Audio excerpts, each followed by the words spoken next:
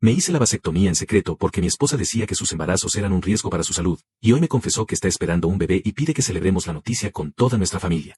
Elena, mi esposa, siempre fue una mujer de una fragilidad que me partía el alma.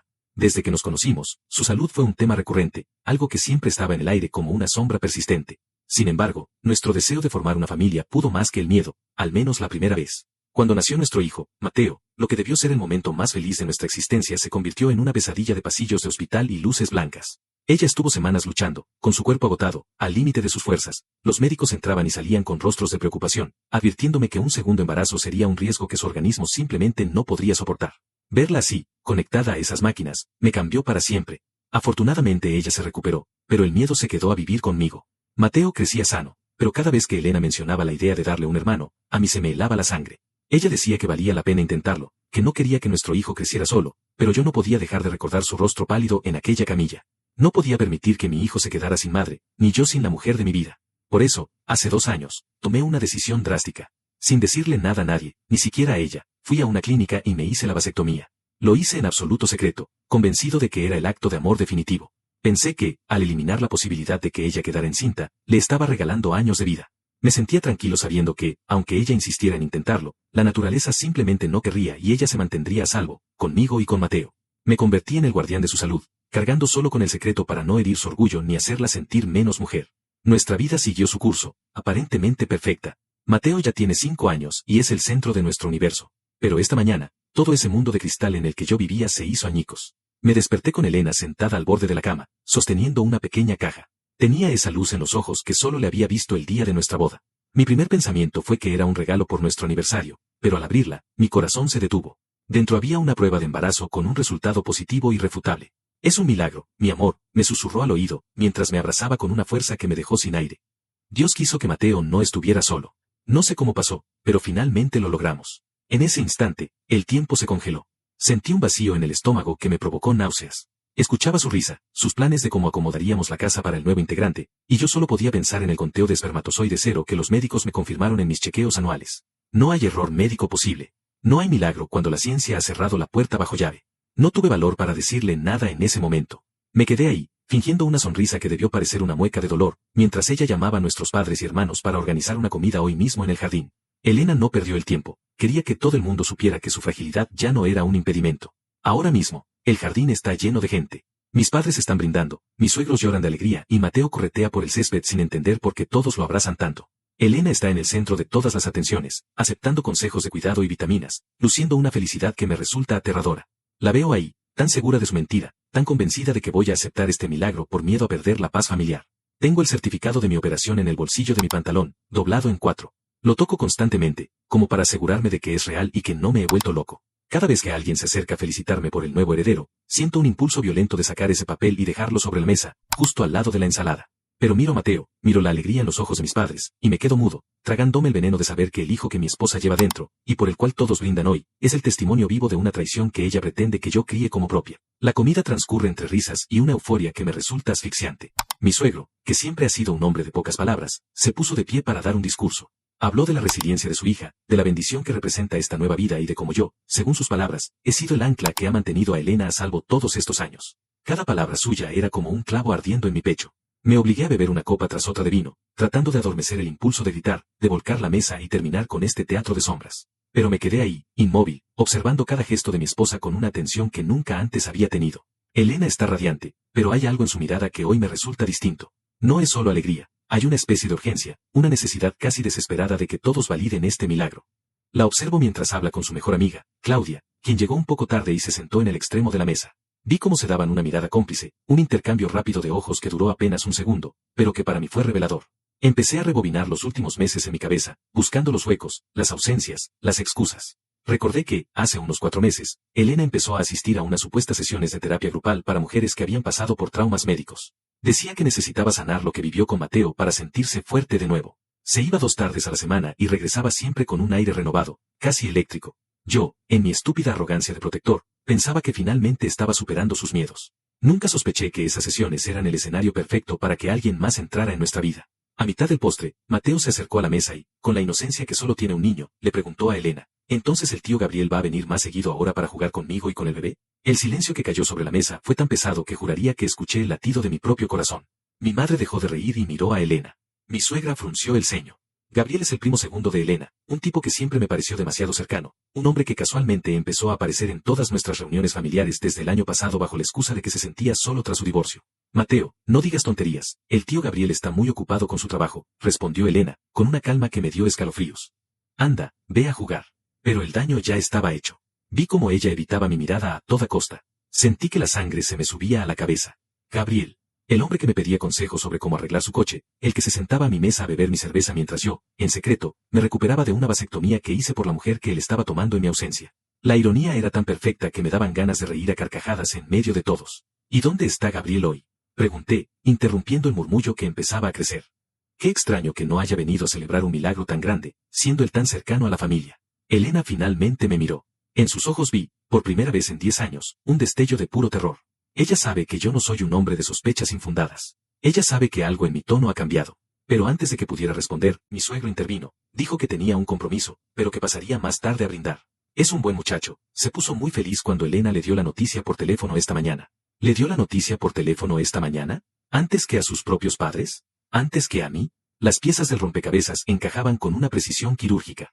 Mi esposa no solo me estaba engañando con un hijo ajeno, sino que ya había establecido una red de seguridad, preparando el terreno para que su amante fuera parte de esta nueva configuración familiar. Me levanté de la mesa. Todos se quedaron mirándome, esperando el brindis del futuro padre, el momento en que yo, el esposo ejemplar, confirmara mi felicidad ante la tribu. Me aclaré la garganta. Sentí el papel de la clínica en mi bolsillo, el testimonio de mi esterilidad voluntaria, el contrato que firmé con la lealtad y que ella había usado para limpiarse los pies. Miré a mi madre, que me sonreía con lágrimas en los ojos, orgullosa de su hijo. Miré a Mateo, que jugaba en el césped sin saber que su mundo estaba a punto de estallar. Y finalmente, miré a Elena. Ella sostenía su copa, con la mano temblándole ligeramente, esperando que yo abriera la boca y sellara nuestra condena con una mentira compartida. Quiero brindar, dije, y mi voz sonó tan extraña que ni yo mismo la reconocí. Quiero brindar por los milagros. Porque es verdad lo que dice Elena, lo que está pasando en esta casa es algo que desafía toda lógica humana. Es algo que nadie en esta mesa, excepto Elena y yo, puede entender realmente. Hice una pausa larga. El suspenso en el jardín era casi tangible. Podía ver el sudor en la frente de mi esposa bajo el sol de la tarde. Ella sabía que yo estaba en el borde del abismo. Pero sobre todo, continué, bajando el tono, quiero brindar por la salud. Por esa salud que tanto nos preocupaba y que me llevó a tomar decisiones que nunca imaginé. Porque al final, la verdad siempre encuentra la manera de salir a la luz, incluso cuando intentamos enterrarla bajo capas de silencio y buenos deseos. Salud por el nuevo integrante, y salud por la libertad que viene después de la verdad. Bebí la copa de un trago y me senté. El brindis fue recibido con aplausos confundidos. La mayoría pensó que estaba siendo poético o que el alcohol me estaba pegando fuerte. Pero Elena se quedó inmóvil, con la copa a medio camino hacia sus labios, mirándome como si acabara de ver a un fantasma. En ese momento, escuchamos el sonido de un coche estacionándose frente a la casa. Era Gabriel. Sentí una calma glacial apoderarse de mí. Saqué el papel de mi bolsillo debajo de la mesa y lo extendí suavemente sobre mis rodillas. El juego de las escondidas se había terminado. Estaba a punto de descubrir si mi esposa me amaba lo suficiente como para confesar antes de que yo lanzara la bomba, o si su descaro llegaría hasta el punto de permitir que yo abrazara a su amante en mi propia casa. El motor del coche de Gabriel se detuvo, pero el silencio que dejó atrás fue mucho más ruidoso. En ese instante, el jardín dejó de ser un lugar de celebración para convertirse en el escenario de una ejecución inminente. Vi a Elena ponerse de pie casi por instinto, alisándose el vestido con unas manos que no dejaban de temblar. Su rostro era una máscara de porcelana a punto de quebrarse. Gabriel entró por el pasillo lateral, con esa sonrisa ensayada de quien se siente dueño de una casa que no le pertenece. Traía una botella de champaña cara, un gesto que en cualquier otro momento habría parecido generoso, pero que hoy, bajo la luz de lo que yo sabía, se sentía como un insulto final. «¡Felicidades, familia!», exclamó Gabriel, alzando la botella como si fuera un trofeo. No podía perderme esto. Elena, prima, eres una guerrera. Y tú, hermano, se acercó a mí para darme un abrazo que esquivé fingiendo que buscaba algo en mi silla. ¡Qué bendición!, ¿no? Después de todo lo que pasaron con Mateo, mis padres y mis suegros lo recibieron con los brazos abiertos. Para ellos, él era el pariente que se había portado como un caballero durante los meses difíciles. Pero yo me quedé sentado, con el papel de mi vasectomía aún doblado sobre mis rodillas, oculto por el mantel. Lo miraba a él y luego a ella. Eran tan perfectos en su engaño. Se movían con una sincronía que solo da la complicidad de meses de mentiras. Ella le agradeció el gesto con una sonrisa forzada, pero sus ojos buscaban los míos constantemente, rastreando mi reacción, tratando de descifrar si mi brindis anterior había sido una advertencia o simplemente un desvarío. «Siéntate, Gabriel», dije, señalando la silla vacía que estaba justo frente a mí. Estábamos hablando de milagros. Elena dice que este bebé es un milagro de la vida, algo que rompe todas las estadísticas médicas. Y yo estaba a punto de compartir con todos porque este milagro es, en realidad, algo digno de un estudio científico. Elena palideció un tono más. Intentó interrumpirme, poniendo una mano sobre mi hombro, apretando con fuerza. Mi amor, ya fue suficiente de discursos. Deja que Gabriel coma algo, debe estar cansado. No, no estoy cansado, intervino Gabriel, acomodándose en la silla con una arrogancia que me revolvió las entrañas. Me interesa mucho lo que tienes que decir. Siempre he admirado tu forma de ver las cosas. Me alegra oír eso, respondí, sintiendo como una calma fría y letal me recorría la columna. Porque lo que tengo que decir involucra a mucha gente aquí presente. Verán, todos saben cuánto me preocupaba la salud de Elena. Todos recuerdan cómo casi se nos va cuando nació Mateo. Esa fragilidad me perseguía cada noche. No podía dormir pensando que si ella volvía a quedar en ese estado, nuestro hijo se quedaría solo. Mis suegros asintieron, conmovidos. Mi madre se llevó un pañuelo a los ojos. El público estaba en la palma de mi mano. Elena, en cambio, empezó a retroceder un paso, buscando el apoyo del respaldo de su silla. Por eso, continué, elevando un poco la voz para que hasta los vecinos pudieran oírme. Hace 2 años decidí que no podía dejar la vida de mi esposa en manos del azar. Fui a una clínica en otra ciudad para no levantar sospechas. Quería que fuera mi secreto, mi forma de protegerla sin que ella se sintiera culpable. Me hice la vasectomía. La palabra cayó en el jardín como un mazo de hierro sobre cristal. El silencio fue absoluto. El ruido de los cubiertos se detuvo. Mi suegro dejó la copa a mitad de camino. Gabriel, por primera vez, perdió su sonrisa. Sus ojos se abrieron de par en par y miró a Elena, buscando una respuesta que ella no podía darle. ¿Qué estás diciendo? Susurró mi madre, confundida. Pero, sí, Elena está. Exacto, mamá, dije, poniéndome de pie lentamente. Eso es lo fascinante. Según este documento que tengo aquí, firmado y sellado por el laboratorio hace apenas un mes en mi chequeo de control, mi conteo de espermatozoides es 0. Absolutamente 0. No hay forma humana, biológica o divina de que yo sea el padre de lo que Elena lleva dentro. Elena se desplomó en su silla, cubriéndose la cara con las manos. Los sollozos empezaron a brotar de ella, pero no eran llantos de alegría, eran gritos de una mujer que acababa de ver cómo su refugio de mentiras era demolido frente a sus seres queridos. Mis suegros la miraron con horror, luego a mí, y finalmente sus ojos se posaron en Gabriel, que intentaba levantarse para huir. Siéntate, Gabriel, le grité, y esta vez mi voz rompió la calma del barrio.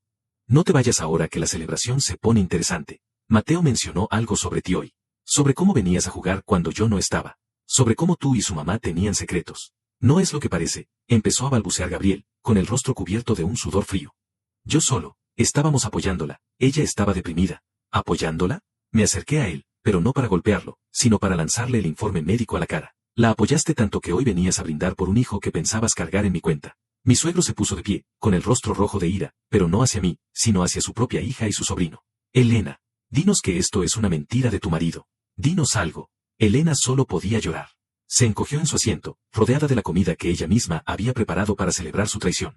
Claudia, su mejor amiga, se levantó y se fue sin decir una palabra, confirmando que ella también sabía todo. La traición era un círculo perfecto que me rodeaba. Miré a mis padres. El orgullo que sentía minutos antes se había transformado en una vergüenza profunda. Mi madre se acercó a mí y me tomó de la mano, llorando en silencio. Fue el único gesto de amor real en toda esa tarde de falsedades. Me voy de esta casa, dije, mirando a Elena, que finalmente alzó la vista con los ojos hinchados y llenos de súplica. No por el engaño, Elena. Podría haber perdonado un desliz, tal vez. Pero no puedo perdonar que hayas usado tu fragilidad, el miedo que yo sentía por tu vida, para manipularme.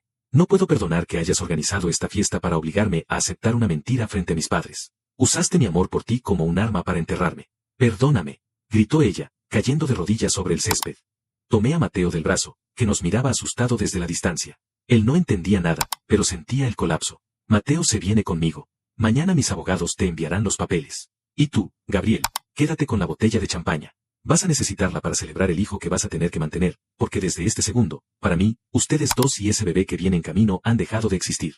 Caminé hacia la salida sin mirar atrás. Escuché los gritos de mis suegros discutiendo con Gabriel, escuché el llanto histérico de Elena llamando mi nombre, pero ya no sentía nada. El guardián de su salud finalmente se había jubilado. Mientras subía a Mateo al coche, sentí un peso inmenso desprenderse de mis hombros. La verdad es un fuego que lo quema todo, es cierto, pero también deja el terreno limpio para empezar de nuevo.